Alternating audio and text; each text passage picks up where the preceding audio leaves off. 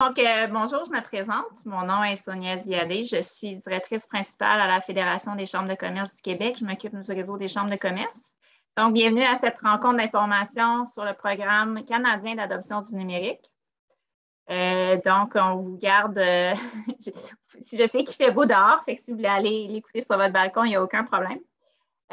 Donc, ce programme qu'on vous présente est un programme du ministère de l'Innovation, Sciences et Développement économique du Canada, dont les partenaires pour le Québec sont le réseau des chambres de commerce du Québec et le réseau des SADC et des CAE. Donc, maintenant que je vous ai dit tout ce que je sais, je vais vous présenter 3 collègues qui vont intervenir ce midi dans l'ordre. Donc, on a M. Geoffre Osborne, qui est gestionnaire des opérations chez ISDE. On a Pascal Harvey, qui est directeur général du réseau des SADC et des CAE. Et Alexandre Gagnon, qui est vice-président Travail et Capital humain à la Fédération des chambres de commerce du Québec. Donc, M. Geoffre Osborne, je vous laisse la parole. Merci, Sonia. Donc, bonjour. Et comme Sonia vient d'indiquer, je me nomme Geoffrey Osborne. Je travaille à titre de gestionnaire pour Innovation, Sciences et Développement économique Canada. Présentement, je gère le programme canadien d'adoption du numérique. Donc, merci tous pour être là. Je vais demander de passer à la prochaine diapo, si possible. Parfait, merci. Donc, comme vous savez, la pandémie a montré que les petites entreprises doivent adopter des technologies numériques pour répondre aux besoins des consommateurs et demeurer compétitives. Donc, c'est la raison pour laquelle, dans le budget 2021, on a annoncé le programme canadien d'adoption du numérique. C'est un investissement de 1,4 milliard de dollars sur 4 ans pour aider près de 160 000 entreprises à passer en mode numérique.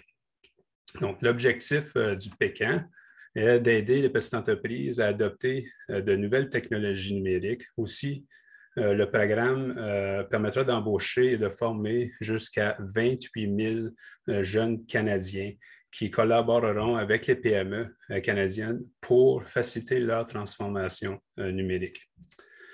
La livraison du programme se fera, dans le fond, sous 2 volets. Le premier volet est conçu pour aider les petites entreprises à se numériser et à tirer parti des possibilités de commerce électronique. Ce volet sera livré par nos partenaires, comme vous, les membres de la FCCQ et la SADC, et d'autres partenaires que nous avons au travers du Canada. Le volet 2, qui est intitulé « Dynamiser les technologies de votre entreprise », supportera les entreprises qui ont un besoin de soutien plus complet et pour adopter les nouvelles technologies. Le soutien sera fourni à ces PME, mettra l'accent sur les experts conseils en planification technologique et sur l'accès à des options de financement nécessaires pour la mise en œuvre de cette technologie.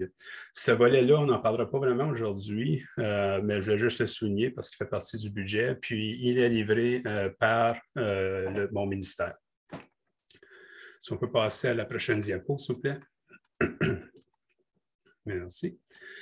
Donc, pour ce qui est du volet 1 qui nous concerne, l'objectif national est de supporter 90 000 entreprises du total de 160 000 qui étaient dans le budget, en leur donnant accès à des micro-subventions de 2 400 $. De plus, ces entreprises auront accès à des conseillers en commerce électronique qui peuvent les aider à la mise en œuvre de nouveaux outils de commerce. Donc, ici, on indique 11 200 placements. C'est une terminologie qu'on utilise pour le programme, mais grosso modo, votre organisation va pouvoir embaucher des jeunes conseillers pour pouvoir, puis on va les payer pour pouvoir supporter les petites entreprises. Prochaine diapo, s'il vous plaît.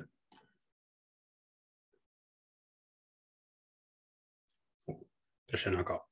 Merci. Je vais changer mes notes. Okay. Donc, ce qui est admissible en termes de petite entreprise, au bout du compte, il faut que ce soit une entreprise à but lucratif. Certainement, ça inclut les entreprises sociales à but lucratif, les coopératives. L'entreprise doit être enregistrée ou incorporée. Donc, il faut qu'il y ait une façon officielle de démontrer que l'entreprise est reconnue par les différents paliers gouvernementaux. L'entreprise à laquelle les clients peuvent accéder, il faut que ce soit des entreprises à qui on peut accéder en personne. Donc, qu'est-ce qu'on entend par ça? C'est que ça peut être une entreprise qui a pignon sur rue, a un commerce où on rentre carrément dans la place commerciale, ou ça peut être des entreprises, par exemple, qui opèrent d'un bureau. Puis le meilleur exemple qui me vient en tête, c'est un contracteur. Donc, le plombier, que dans le fond, il travaille, son bureau est à la maison, dans le sous-sol, mais lui, il sort, il s'en va voir les clients, il fait des soumissions. Donc, au bout du compte, il faut vraiment avoir accès à la personne en tant que client. Évidemment, il faut que ce soit des entreprises qui sont destinées aux consommateurs. Donc, on ne supportera pas au travers de ce programme-ci de commerce entreprise à entreprise. Donc, manufacturier, une entreprise qui manufacture des chaussures ou du linge, puis qui vend seulement qu'à les grandes compagnies de chaussures ou de linge. Puis, on s'attend à ce que l'entreprise compte au moins un employé sur la paye. Puis ça, c'est important que ce ne soit pas un employé, que ce soit l'entrepreneur qui se considère comme un employé. Donc, l'entrepreneur indépendant, il se paye un salaire. On ne considère pas ça un employé. Il faut vraiment que ça ait un aspect économique. Puis qu'il y ait un employé qui est payé officiellement pour être admissible au programme. Prochaine diapo, s'il vous plaît. Donc, le processus, on le voit ici. Au bout du compte, il va y avoir deux façons que l'entreprise puisse accéder au programme. Dans un premier temps, nous, avec Innovation, Sciences, Développement économique Canada, on a un site web. Il va y avoir beaucoup de communication qui va se faire par rapport à ce programme-là au niveau marketing. Donc, il va y avoir des liens que les gens vont pouvoir accéder, soit qu'ils vont passer directement à notre site web, puis sur notre site web, ils peuvent accéder à votre site web. Ou ils peuvent, si vous faites de votre propre communication, accéder directement à votre site web. Puis, ultimement, ce qu'il faut, c'est que l'entreprise va s'inscrire pour pouvoir accéder à la subvention et aussi obtenir les services conseils. Les autres organisations, j'imagine que votre organisation va en faire autant, vont commencer par établir l'admissibilité de l'entreprise basée sur ce qu'on a indiqué dans le diapo précédent. Puis, une fois que l'entreprise on a déterminé qu'elle est admissible, va pouvoir parler, l'entrepreneur va pouvoir parler à un jeune conseiller, puis déterminer quelle option ou quelle solution numérique ce qu'ils veulent acheter. Puis, une fois que ça a été établi, ils vont pouvoir acheter le produit basé sur votre approbation et ensuite envoyer la facturation et la preuve de paiement à la FCCQ et la SADC pour pouvoir être remboursé pour le montant de 2 400 $. Donc, c'est ce qui donne l'information au niveau du programme. Évidemment, vous allez avoir le temps d'apprendre comment ça fonctionne par l'entremise de votre processus que vous allez mettre en place. Donc, merci de votre attention, puis je passe la parole, je crois, à Pascal. Merci beaucoup, Geoffrey.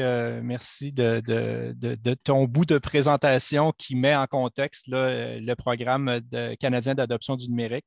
Au nom du réseau des SADC du Québec et au nom des membres, des 67 membres là, de notre réseau, dont plusieurs sont présents aujourd'hui, je tiens à préciser que nous sommes très fiers de pouvoir co-livrer en compagnie de la Fédération des chambres de commerce du Québec ce beau programme qui va être sur une durée de 3 ans puis qui va permettre justement à plusieurs entreprises au Québec, là, dans les régions rurales, semi-urbaines ainsi qu'urbaines, de pouvoir bénéficier de ce programme-là. Donc, moi, j'ai demandé aujourd'hui de vous présenter qui nous sommes au bénéfice, entre autres, des gens des chambres de commerce qui sont présents aujourd'hui. Donc, le réseau, comme je l'ai dit, c'est 67 membres dans les régions rurales et semi-urbaines du Québec, 57 SADC et 10 CAE. Nos membres travaillent depuis près de 40 ans au développement économique des régions du Québec. C'est plus de 1400 professionnels et bénévoles qui soutiennent des projets et des entreprises innovantes pour des collectivités prospères. Nous avons 3 lignes d'affaires principales que sont le développement économique local, l'aide technique ainsi que le financement. Et nous œuvrons, en fait, nos membres œuvrent dans des champs d'expertise particuliers, dont l'entrepreneuriat autochtone, l'entrepreneuriat féminin, entrepreneuriat jeunesse et relève, ainsi que l'innovation et l'intégration des technologies dont il est question aujourd'hui. Évidemment, il y a des sujets qui sont en trame de fond au quotidien, dans la réalité de nos membres, dans le quotidien de nos membres, dont la main-d'œuvre. Et aussi, on parle beaucoup depuis l'avènement, entre autres, de toutes les mesures qui ont été mises en place avec la pandémie que nous avons vécue et que nous vivons encore malheureusement, entre autres par rapport à la revitalisation des noyaux villageois, l'achat local, et ainsi de suite, le tourisme de proximité avec les milieux et un programme que nous livrons là, depuis quelques mois déjà et qui va durer encore quelques années, soit le virage vert. Diapositive suivante, s'il vous plaît. Évidemment, à gauche, vous avez les différents programmes permanents ou ponctuels que nous livrons actuellement, soit la stratégie jeunesse, le virage vert, la route de l'entrepreneur, là, qui est une plateforme dédiée aux entreprises là, pour le démarrage et la consolidation et l'expansion, et de même que la mesure d'intervention locale, qui est un programme axé sur le développement économique local.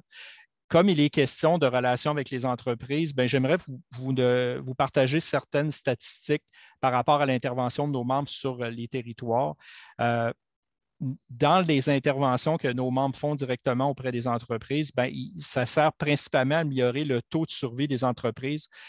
77 après 5 ans d'existence, c'est la statistique qui parle beaucoup, comparativement à 53 pour celles du groupe témoin qui n'ont pas été aidées par des SADC, des CAE. Évidemment, l'intervention de nos membres aide aussi à augmenter la création d'emplois. On parle ici d'augmentation moyenne de 3,2 par année par rapport à 0,3 dans le groupe témoin et aussi augmenter plus rapidement les ventes, augmentation des ventes de 5,2 annuellement comparativement à 3,1 pour le groupe témoin et finalement faire progresser plus rapidement la masse salariale des entreprises. On parle ici de 7,2 en moyenne par année versus 2,9 dans les entreprises du groupe témoin. En gros, ça vous donne un peu un portrait là, de la compétence de nos membres sur le terrain. Évidemment, on parle ici d'un nouveau modèle d'affaires par rapport à la livraison du Pécan et je vais laisser Alexandre expliquer un peu ce nouveau modèle d'affaires-là.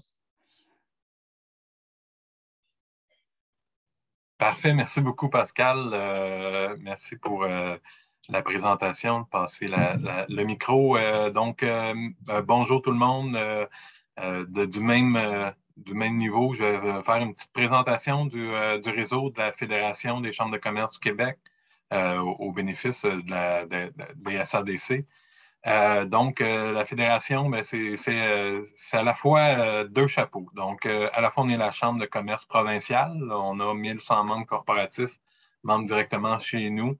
De l'ensemble des territoires, de l'ensemble des grandeurs, donc un membership très diversifié, mais également et surtout un regroupement volontaire des chambres de commerce sur l'ensemble du territoire québécois.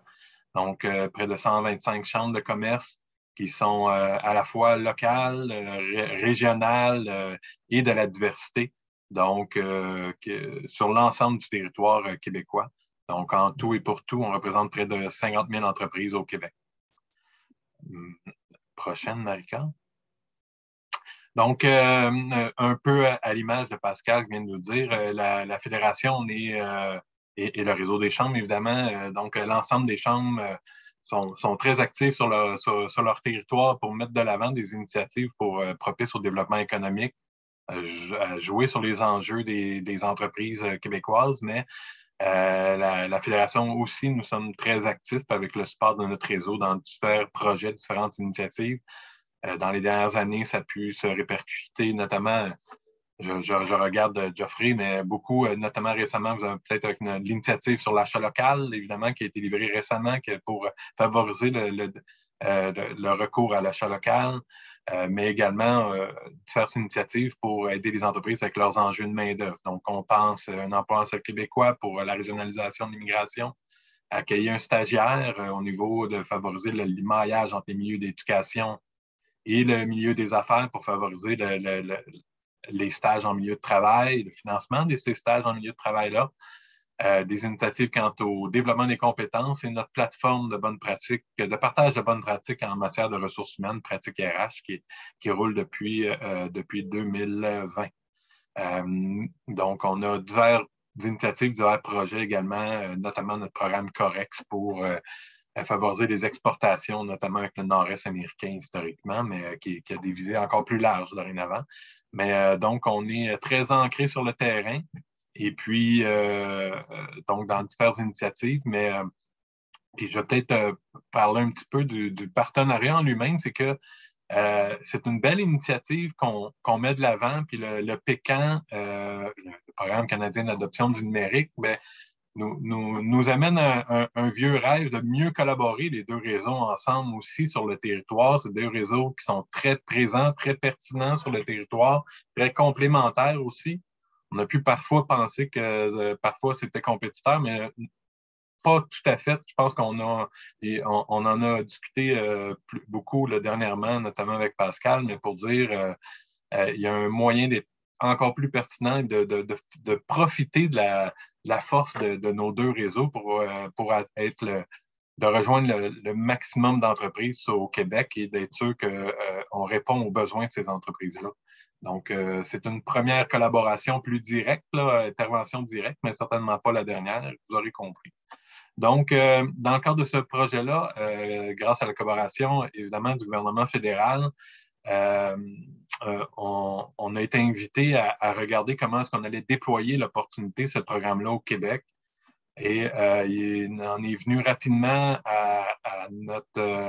dans nos réflexions de dire qu'il fallait rejoindre les deux réseaux, nos deux comme partenaires, afin de développer non pas des offres compétitives ou se séparer le territoire en fonction des organisations, mais de déployer une offre conjointe la plus cohérente et la plus pertinente possible, donc de maximiser les ressources qui puissent aller directement aux entreprises le plus rapidement possible. Donc, l'idée a été de créer, donc, par les deux organisations, par les deux réseaux, de les regrouper au sein d'une seule équipe de livraison de ce programme-là. Donc, Marika, donc, de la façon que ça se manifeste, donc, il y a un comité de direction qui a été constitué, qui est à la fois par deux membres du réseau des SADC, et deux membres de la permanence de la Fédération des chambres de commerce du Québec. Soyez assurés que prochainement également, on mettra de l'avant un comité consultatif là, auprès de certains membres de nos réseaux respectifs pour nous guider, pour nous orienter, pour répondre à des préoccupations terrain de cette initiative-là, pour assurer qu'on puisse voir venir les coûts, les enjeux, les préoccupations et vous tâter vos intérêts, vos préoccupations, répondre aux questions. Donc, ce comité de direction conjoint-là va diriger une équipe assez large, donc une équipe de direction de projet, qui va à la fois diriger donc deux volets. Donc, le volet qui est service aux entreprises que vous voyez à droite, qui va diriger les opérations quotidiennes d'une équipe de 260 conseillers numériques, de conseillers aux entreprises qui vont sillonner le Québec. Oui, de répondre aux appels, mais aussi solliciter les entreprises qui n'avaient peut-être pas vu l'opportunité passer. Donc, aller être le plus proactif sur le terrain, se faire voir, faire connaître l'initiative, le programme, pour dénicher les enjeux, les préoccupations des entreprises québécoises. Donc, évidemment, les conseillers en question vont être supportés par une équipe de gestion des opérations et, merci Maca, et vont pouvoir faire des diagnostics avec les entreprises, les accompagner dans le cadre d'un diagnostic pour voir où est-ce qu'ils en sont dans leur maturité numérique, mais dans leur maturité organisationnelle également, afin de leur proposer une panoplie d'offres de disponibilité, d'opportunités pour rehausser leur pertinence, leur présence sur le commerce numérique. Et de l'autre côté, bien, on a une équipe qui est mise en place qui est spécifique à la gestion des subventions au niveau donc le 2400 $ qui va être octroyé, donc qui va être un petit peu la deuxième ligne du projet. On parle de près de 6300 subventions par année qui vont être offertes aux entreprises qui vont lever la main, qui vont vouloir se lancer ou améliorer leur présence au niveau du commerce numérique. On peut aller après, merci. Donc, le processus en lui-même, 6 étapes faciles et moins faciles, mais vous verrez bien, ça va bien se faire. Donc, évidemment, le démarchage des entreprises, que ce soit par des outils de communication, un peu comme Geoffrey nous a offert, il y a de la promotion qui va être faite par le gouvernement fédéral, évidemment, qui sont déjà actifs, mais qui nous ont annoncé être très actifs dans le futur également. Il y aura également des outils de démarchage et de promotion avec votre collaboration, avec nos partenaires, avec nos différents réseaux, faire connaître cette initiative-là, les opportunités auprès des entreprises québécoises. Donc, vous serez sollicité dans les prochaines semaines pour faire connaître cette initiative-là. Et puis, donc, une fois que le démarchage fait qu'une entreprise lève la main et communique avec nous ou dit oui à un conseiller qui est allé les rencontrer qui les a sollicités. Donc, il y aura un diagnostic qui va être effectué, un diagnostic qui est en train d'être élaboré en collaboration avec l'Association québécoise des technologies. Donc, il pourra être fait pour bien voir la maturité et quels vont être les investissements les plus pertinents pour l'entreprise et les plus faciles et propices au développement de leur entreprise. Donc, le conseiller ensuite viendra à l'identification des alternatives, donc proposera à l'entreprise les différentes possibilités, les différentes offres de services à leur disposition, avec les forces et les faiblesses de chacune de ces opportunités-là, mais ne fera pas de choix, évidemment, pour l'entreprise de quelle plateforme, de quelle offre de service qui serait la plus pertinente pour elle. Donc, vont vraiment proposer plusieurs alternatives à leur disposition et les guider, mais ne fera pas le choix, évidemment, pour cette organisation-là. Donc, une fois que l'entreprise bénéficiaire fera un choix, bien, on l'accompagnera évidemment dans la définition d'un plan d'action pour bien voir comment seront mis en action ces alternatives-là. Donc, quelles sont les étapes propices à la mise en place ou l'amélioration de leur présence ou de la réponse à leurs besoins qui ont été exprimés dans le cadre du diagnostic. Ensuite, les conseillers en question pourront accompagner, donc faire des suivis, faire du soutien très proactif auprès de l'entreprise pour s'assurer qu'elle n'abandonne pas, qu'on puisse les accompagner dans le cadre des différentes étapes ou des différents obstacles qu'elles pourraient rencontrer dans le cadre de la mise en place du plan d'action qui a été défini avec elles.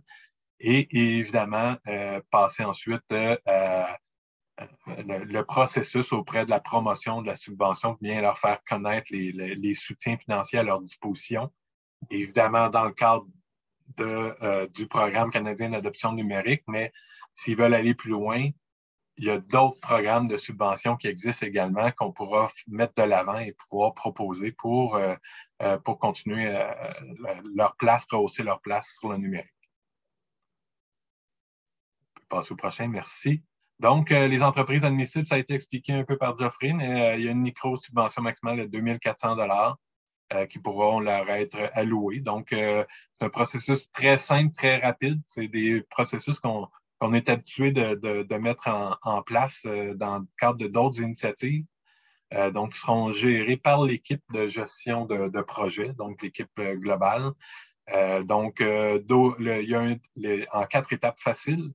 Donc, étape 1, qui est le dépôt du dossier de candidature par l'entreprise, parfois en soutien avec le conseiller, évidemment, le cas échéant avec le conseiller numérique. L'étape 2, qui est l'analyse et l'autorisation, évidemment, par les équipes internes. Ensuite, lorsque l'approbation, il y a la présentation des documents justificatifs, la facture, évidemment, qui vient avec. Et l'étape 4, le transfert de fonds. Les processus qu'on a mis en place dans les dernières années, dans le cadre d'autres initiatives, on est capable de faire ça très rapidement, là. C'est un processus selon la proactivité de l'entreprise collaboratrice, mais qui peut être fait là, en quelques jours, là. Donc, l'idée n'est pas de faire traîner ce processus-là très longtemps. Si les entreprises avancent de l'argent pour leur mise en place, notre objectif, c'est de répondre dans les jours qui suivent. On ne parle pas de semaines. Donc, l'implication du réseau des SADC, des CAE ainsi que des chambres de commerce, l'équipe en elle-même de livraison du programme est assez fonctionnelle, va être un peu plus centralisée. Pascal parlait d'un nouveau modèle un petit peu, évidemment. Donc, au niveau de l'opérationnalisation, répondre aux questions des entreprises en lien avec ce programme-là, en lien avec nos services aux entreprises, bien, ça va être fait par l'équipe centrale, ça va être fait par l'équipe de conseillers aux entreprises, par une équipe de soutien aux subventions. Donc, on vous assure que vous n'aurez pas à faire du troubleshooting en bon français ou bien de la gestion de plaintes. On va s'assurer d'avoir l'ensemble d'une équipe à la disposition des entreprises pour répondre à leurs préoccupations, à leurs enjeux. Donc, ça, c'est peut-être le point qu'on peut vous rassurer aujourd'hui. Le réseau, nos réseaux respectifs, ce qu'on s'attend de vous, puis évidemment, il y a un soutien qui vient avec ça au niveau de s'assurer de l'information sur le réseau, de sensibiliser vos membres, vos entreprises collaboratrices en lien avec ces opportunités-là et l'importance de rehausser leur présence sur le web. Et bien sûr, d'user de vos outils de promotion, de communication pour nous assurer d'atteindre les cibles qui nous sont fixées. Prochaine. Donc, je sais qu'on a eu plusieurs questions. Peut-être qu'on peut départager. Ce serait peut-être pour qu'on puisse se voir, pour qu'on puisse répondre à vos questions en temps et lieu. Parfait. Donc, j'ai noté déjà 4 questions. La première, c'est pour M. Geoffrey Osborne. Si je ne me trompe pas, vous parliez de plombier comme exemple au début. Est-ce qu'un plombier propriétaire seul peut avoir accès au programme? Donc, en effet, la réponse à ça, c'est non. J'imagine que c'est la raison pour laquelle on a posé la question. Il faut vraiment qu'il y ait un employé. Ça peut aussi être un employé à temps plein, ça peut être un employé à temps partiel. La seule chose qu'on va demander lorsque on va faire l'admissibilité de l'entreprise, c'est d'obtenir une preuve que l'entreprise a un employé. Donc, puis il ne faut pas que ce soit non plus une situation où je vais payer une personne pour une semaine, montrer que j'ai payé le salaire, puis après ça, pour aller chercher l'argent. Donc, si je ne m'abuse, on a mis un minimum de 3 mois. Donc, la meilleure preuve, c'est de donner la documentation que vous soumettez à Revenu Canada ou Revenu Québec, démontrant que vous payez un salaire pour au moins 3 mois. Puis à ce moment-là, l'entrepreneur va pouvoir accéder à la subvention. Parfait. Est-ce que les conseillers qui doivent effectuer du travail de la subvention ou l'entreprise a le droit de décider quelle entreprise utilise pour le travail numérique? Les conseillers numériques les conseillers aux entreprises là, ne feront pas le travail en eux-mêmes pour l'organisation, ils sont là en support, en accompagnement. Et donc, l'entreprise choisit le partenaire numérique de leur choix, évidemment, là, pour aller de l'avant, tant que c'est un partenaire officiel, d'une certaine façon, là, donc crédible, il n'y a pas de problème à ce niveau-là. Ils font le choix de leur partenaire. Ce ne sera pas le conseiller aux entreprises qui montrera la plateforme web en question. C'est ça la question. Oui, parfait. Là, les questions s'accumulent. Je vais essayer d'en combiner quelques-unes. Il y a beaucoup de questions sur les conseillers. Qui sont les conseillers ou comment ils vont être choisis? Les conseillers aux entreprises vont être recrutés par l'équipe de projet. On est en collaboration, on est en discussion avec les différents milieux d'enseignement. L'objectif, c'est que ce soit, le modèle, c'est d'embaucher des conseillers étudiants ou jeunes diplômés pour mettre de l'avant. Donc, ça va être une grande opération de recrutement qui est en démarrage actuellement pour développer en collaboration avec les milieux d'enseignement collégiaux et universitaires surtout, mais ça pourrait pour rejoindre les étudiants le plus rapidement possible dans le cadre de leur cursus scolaire. Dans l'adoption du numérique, on parle bien de toutes les facettes du numérique dans une entreprise. Exemple, un CRM, où on parle de commerce en ligne seulement. D'offres, oui, peut-être. Oui. Donc, sur ça, on a, puis j'imagine que ça va être ajouté aussi sur votre site Web, on donne une liste de solutions qui sont admissibles. Le CRM étant une solution admissible. Également, la mise en place d'un site Web. On va pouvoir partager avec Alexandre, Pascal et compagnie. On a déjà commencé à établir une liste de solutions qui sont admissibles et ceux qui ne sont pas admissibles. Il y a eu beaucoup de discussions avec les autres organisations qui sont peut-être 2 mois en avance présentement sur le Québec. Puis c'est à votre avantage parce qu'on a déjà finalement fait tout ce travail-là, donc on va pouvoir juste donner la solution finale.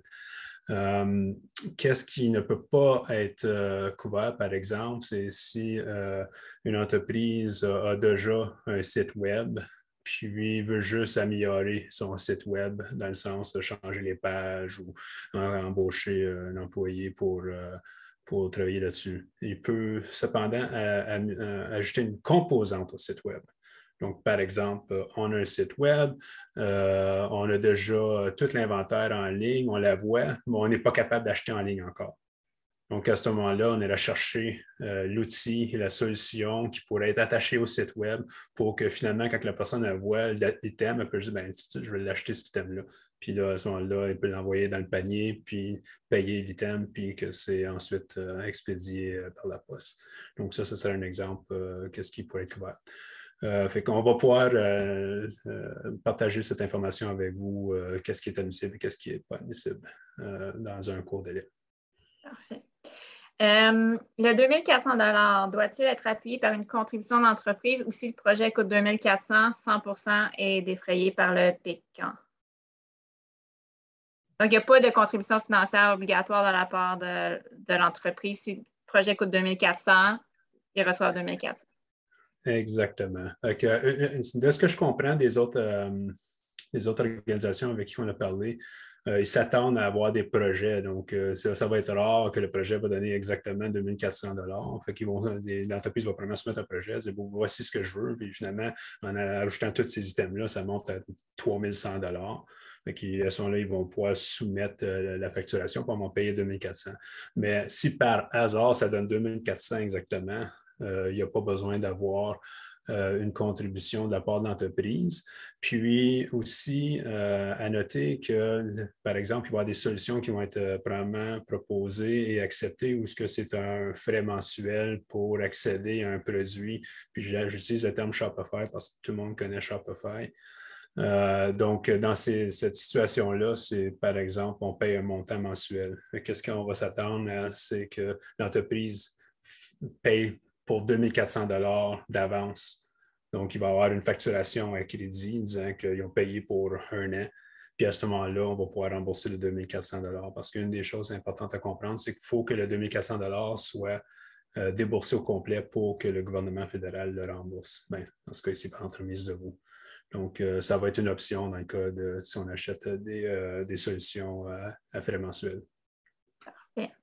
Quand vous parlez d'entreprise d'économie sociale, on comprend qu'un des critères, c'est vraiment que ça soit une entreprise à but lucratif.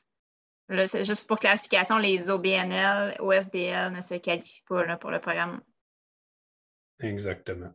Parfait. Ensuite, il y a vraiment beaucoup de questions. Le rôle des chambres de commerce, c'est un agent de promotion et de diffusion sur les territoires respectifs. Clarification peut-être Alexandre, donc les images, les messages, tout ça est fourni, sont des partenaires de diffusion. Puis quand tu parlais de soutien, est-ce qu'on parlait de soutien financier aussi? Oui, il y aura un petit soutien là, qui pourra être offert. Ce n'est pas, faites pas votre budget annuel sur ça, là, évidemment, là, mais oui, on pourra vous supporter là, le cas échéant là, pour certaines initiatives de communication de promotion. Parfait. Est-ce qu'une entreprise saisonnière est éligible? Oui, certainement. Okay. Si j'ai bien compris, toutes les entreprises dont les clients sont d'autres entreprises, le programme ne peut s'appliquer.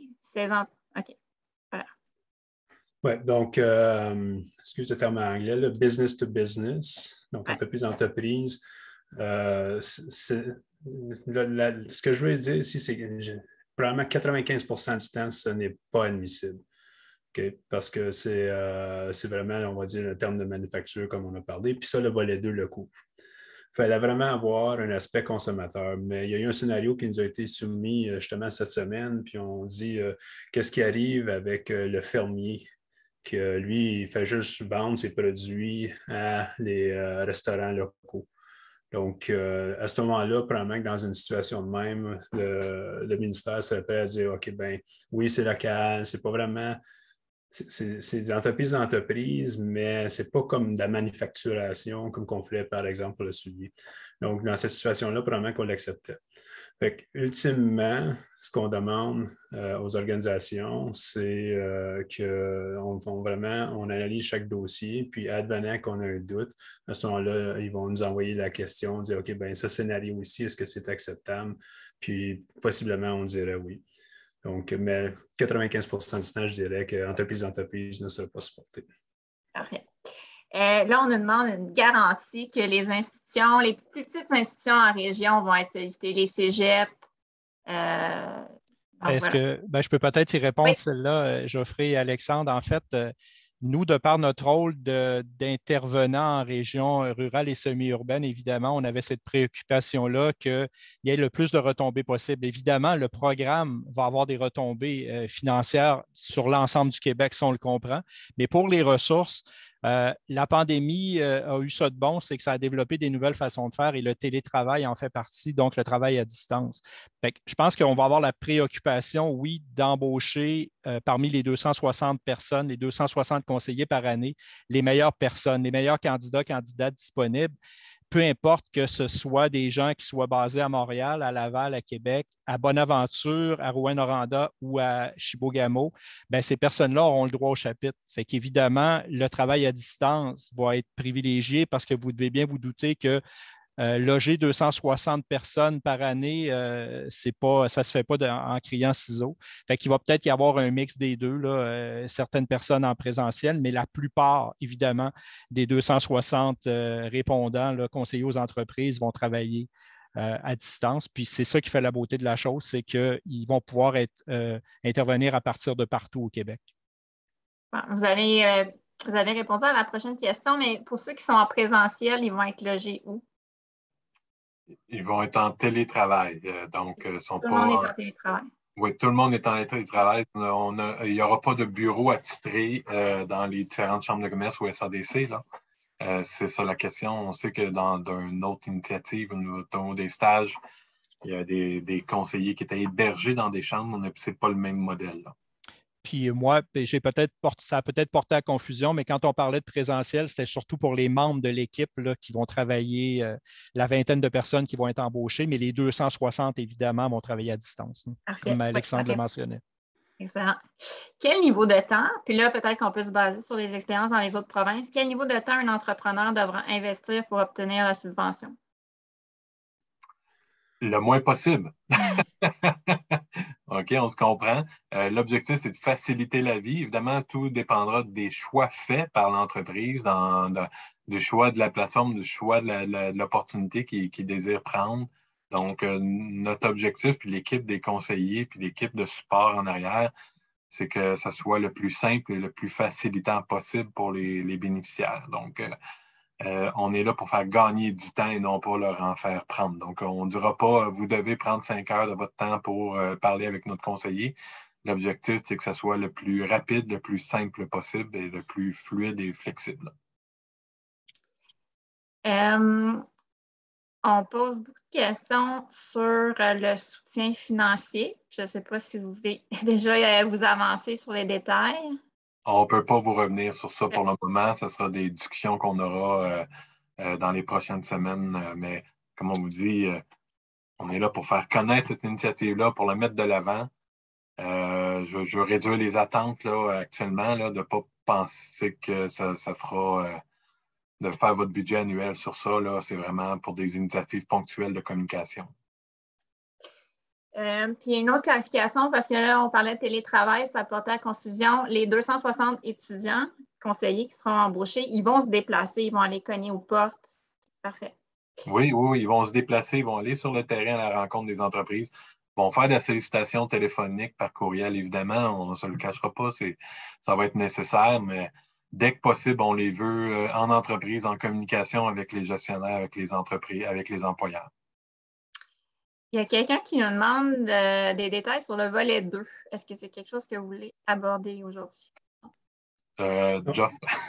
Ouais, ma recommandation, c'est qu'on n'en parlera pas aujourd'hui. La simple raison, c'est qu'on a une équipe, puis pour vous compreniez, c'est vraiment une initiative extrêmement importante pour le gouvernement fédéral. Donc, on met beaucoup de temps et d'énergie et d'argent en marketing pour faire la promotion du programme. Puis, il y a une équipe spécifique qui fait juste ça. Donc, une équipe de, je crois, c'est 6 ou 7 employés qui vont faire de la promotion continuelle pendant les prochains 3 ans, des webinaires. Ils vont aller à des salons professionnels, puis ils vont parler du PECAM, puis ils vont parler des 2 volets. Puis la raison que je ne veux pas aborder le volet 2 à l'instant, c'est qu'on a l'expérience des derniers 2 mois démontre que quand on parle du volet 1 et le volet 2, par le temps qu'on est fini, les gens sont tous mêlés parce que les choses se ressemblent, mais ne sont pas livrées de la même façon. Et que ceci étant dit, si vous voulez avoir une présentation sur le volet 2, je peux organiser ça avec l'équipe qui s'occupe de la promotion, puis ils peuvent vous parler spécifiquement du volet 2, mais une autre journée. Parfait. Excusez, ça bouge parce que les questions continuent de rentrer. Si un organisme qui réalise déjà ce genre d'accompagnement et qui a déposé sa candidature via l'appel du gouvernement fédéral dès le lancement du programme afin d'être reconnu à titre de conseiller numérique, est-ce que cela sera pris en compte dans le recrutement au Québec de ces conseillers? Peut-être que je me reprendrai Geoffrey, mais là, je pense que les candidatures pour être conseiller numérique, c'est dans le volet 2, justement. C'était dans l'autre domaine. Donc, c'est 2 volets complètement différents, des initiatives différentes, effectivement. Exactement. Donc, c'est à l'instant, ce qui est disponible sur Internet pour le volet 1, c'est que toutes les entreprises qui sont intéressées depuis le lancement officiel le 8 mars, ils se sont inscrits. Nous, le ministère, nous gérons cette liste-là. La liste va être transmise à vous aussitôt que le site Web est fonctionnel. Puis, c'est seulement que des noms d'entreprises présentement que nous avons des gens intéressés à obtenir le 2400 $. Il y a 2 questions similaires. C'est sûr qu'il y a déjà des chambres de commerce qui ont des programmes en cours. Là, on a peur que ça crée la confusion, que ça dédouble le travail. Déjà, peut-être, Cathy, qu'il n'y a pas d'obligation pour les chambres de commerce d'embarquer ou les SADC, j'imagine que c'est la même chose. Mais comment on fait pour différencier et pas s'assurer qu'il n'y a pas de dédoublement des services et de la sollicitation? Bien, il y a une chose qu'on veut mettre au clair, on n'est pas là pour remplacer des initiatives locales, au contraire. Donc, une des choses qu'on va faire, c'est que les conseillers numériques, l'offre de services qui va être déployée, va prendre en compte les initiatives locales disponibles et au contraire, si on peut faire du référencement sur l'ensemble des initiatives disponibles, on pourra le faire par la boîte à outils qui va être octroyée. Donc, nous, c'est du référencement. S'il y a encore plus d'opportunités de développement, de soutien, comptez sur nous pour en faire la promotion. Ce n'est pas exclusif. On va s'assurer de la communication soit là. Dans l'équipe de gestion des conseillers, il y a des personnes qui vont être attitrées pour voir l'offre de service justement disponible pour éviter ce dédoublement-là, puis pour éviter qu'on se pile sur les pieds. Le but, ce n'est pas de remplacer une offre disponible, d'être complémentaire et d'aller de l'avant. Et le cas échéant, si l'offre de service des conseillers ne répond pas à 100% des besoins de l'entreprise, bien, on va pouvoir les référer vers les offres locales, puis même au contraire, on va privilégier ça, le cas échéant. J'espère que ça répond à votre préoccupation. C'est vraiment pour vous appuyer, ce ne sera pas en dédoublement. Oui, puis on nous spécifie en lien avec cette question-là que c'est important que probablement que les conseillers, dès qu'ils vont être embauchés, vont être en lien automatiquement avec les SADC et les chambres de commerce. Même avant qu'ils soient embauchés, il y a des personnes de l'équipe d'encadrement qui vont être en communication avec vous pour s'assurer que dans le parcours de formation, que ça soit intégré, là, ces notions-là, dès le départ de leur embauche. Est-ce que Pascal voulait ajouter quelque chose? Bien, juste en fait, là, pour créer la cohésion dans tout ça, quand Alexandre parlait tout à l'heure il y a le comité directeur là, qui est formé de 2 membres du réseau, 2 membres de la FED, mais on a l'ambition de vouloir créer un comité aviseur justement formé de chambres de commerce locales, territoriales et de SADC-CAE, justement pour avoir le pouls du terrain, voir la cohésion, comment on l'organise entre le projet, les gens de l'équipe qui vont livrer, les conseillers et toutes les initiatives là, qui se font sur le terrain, autant au niveau des chambres de commerce que des SADC-CAE. On ne veut pas dédoubler, on ne veut pas piler sur les pieds de personne. Puis moi, je veux surtout faire valoir les gains aujourd'hui, d'avoir le privilège de faire partie d'un programme national livré par le gouvernement fédéral, d'avoir l'opportunité de créer une synergie entre nos 2 réseaux, d'avoir l'opportunité d'avoir des retombées partout au Québec, autant en région rurale, semi-urbaine et urbaine. C'est une première. On a l'opportunité de s'inscrire dans un grand mouvement au niveau du numérique. Puis vous savez, dans la réalité des entreprises, le seul aspect dont ils ne peuvent pas se priver, c'est l'aspect numérique. C'est important que tout le monde soit à la même place. Puis c'est sûr que nous, notre principe de base, c'est la cohérence. C'est la pertinence de nos interventions, puis ça va être le souci. À chaque fois que le comité va se réunir, on va toujours se rappeler ces prémices-là. J'ai encore, moi, 2 questions dans le chat. Il y en a une sur, c'est sûr que les chambres de commerce, probablement les SADC, CAE aussi, sont déjà bombardées de questions par des entreprises. On n'a pas parlé, ou je l'ai manqué de timeline en bon français. À courte échéance, aux entreprises, qu'est-ce qu'on peut leur dire? Puis à quel moment vous pensez que tout va être en place pour être fonctionnel?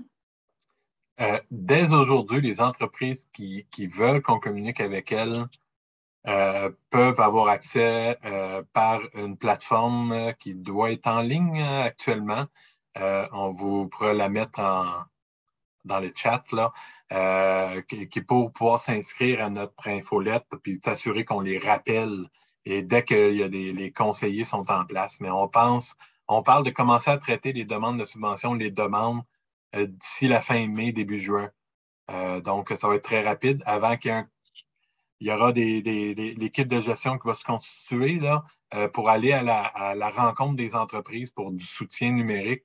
Ça va se faire au courant de l'été. Et la grande majorité, l'objectif, c'est d'avoir l'équipe complète pour septembre, mais il y aura au courant de l'été graduellement une équipe qui va commencer à se constituer pour commencer à tester les processus, tester les approches, aller à votre rencontre également, donc pour mettre ça en place. Mais pour les demandes de subvention en elles-mêmes, pour ceux qui ont déjà des programmes, des projets en place, dites-vous que c'est le moment de déjà lever la main et de s'inscrire sur la liste.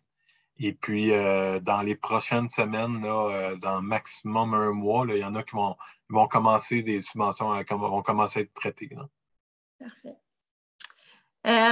Puis d'ailleurs, il y a plein de monde qui ont levé la main. Là. Je reçois des courriels, puis dans le chat, des gens qui veulent faire partie du comité de suivi. Donc, je ne sais pas quel est le meilleur processus pour faire parvenir l'information.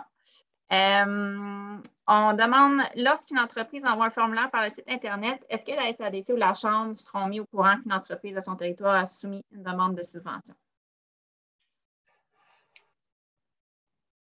Ça, on va prendre en délibéré comment ça va pouvoir être traité, là, mais c'est ça. Il y a des informations, peut-être des fois. Vas-y, Pascal, c'est un sujet par rapport à ça, mais je pense pas qu'on vous revienne là, par rapport à ça. J'allais répondre la même chose. C'est une très bonne question. C'est sûr qu'on aura à se la poser en comité directeur pour voir un peu comment assurer la fluidité, mais il faut valider aussi des aspects de confidentialité là-dedans. Là. Okay. Je pense que ça fait le tour. Là, je suis en train de tester le lien que Louis a mis dans le chat. Je ne sais pas si ça fonctionne. Moi, ça ne fonctionne pas. Moi, j'ai accès, donc... Oui, peut-être que c'est juste certains ordinateurs. Peut-être qu'on a la même connexion Internet. Ah, il fonctionne pour ça. OK, parfait. Ça a été long, mais ça fonctionne. OK, ben c'est parce qu'on est tous dessus en même temps, fait que c'est un petit peu plus long, je pense. Non, ça ne va pas qu'il y en ait. OK. Parfait. Je pense qu'on a répondu à toutes les questions qui étaient dans le chat. Puis félicitations, vous avez déjà pas mal de réponses, même s'il y a encore beaucoup de choses à mettre en place. Je ne sais pas si vous voulez faire des mots de conclusion avant qu'on termine. Puis si les gens ont encore des questions après la rencontre d'aujourd'hui, ils s'adressent à qui? S'il y a des questions, il y a des adresses courriel. Le plus simple, c'est les adresses courriel pour s'assurer qu'il y a un suivi. Donc, il y a un pécan.québec FCCQ puis pécan.québec SADC aussi. Là. Donc, la même chose, on va vous soumettre les liens là, où sont sur nos sites Internet d'ailleurs là, actuellement. Donc, ça, vous pourrez avoir accès. Et puis, on vous mettra le plus rapidement possible là, l'équipe qui est par téléphone là, pour répondre. Pour les chambres de commerce, il y a Kenza que vous commencez à connaître, là, qui va pouvoir vous orienter là, déjà aujourd'hui. Là. Le cas échéant, si vous avez des questions pour les SADC, on pourra s'en reparler, là, mais être sûr. Mais sur le projet, là, on est prêt à répondre à vos questions si vous en avez. Bien, même chose pour nous. Là, je veux dire, s'il y a des questions dirigées, Pierre-Olivier et moi, on peut y répondre. Là. Si je peux renchérir sur ça, parce que je le vis beaucoup dans un ancien programme. Expédiez pas les questions au gouvernement fédéral. Passez par Alexandre et Pascal, parce que si moi je reçois vos questions, je vais les retourner parce qu'on ne s'ingère pas dans les opérations. Puis à ce moment-là, c'est important que ce soit vos maisons mères, les associations qui gèrent ces réponses-là. Il y a une dernière question qui a été posée, puis je vais être sûr d'y répondre parce que ça semble être clair. Est-ce que les entreprises doivent être membres d'une chambre absolument pour avoir accès à la subvention? Non. On vous dit clairement, là, on veut que ça soit offert à l'ensemble du réseau. Je pense que c'est dans le cadre d'un programme gouvernemental comme ça, il faut être le plus large possible. Et d'autant plus qu'on est en collaboration avec un autre réseau dans le cadre de cette initiative-là. Je pense que c'est important de le mettre en lumière. Évidemment, les membres de nos réseaux respectifs vont être privilégiés d'avoir accès aux outils de communication plus facilement. Là.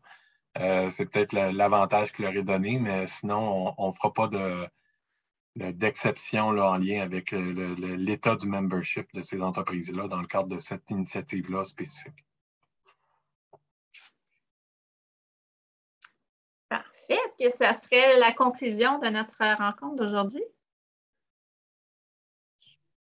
Excellent. Bien, merci tout le monde. Jeffrey, voulez-vous dire quelque chose? Vous avez ouvert votre micro? Non? Je voulais juste dire merci beaucoup. Bien, merci à tout le monde. Puis bon lunch, profitez de la température. Je pense qu'il fait beau partout au Québec aujourd'hui. Merci beaucoup. Merci.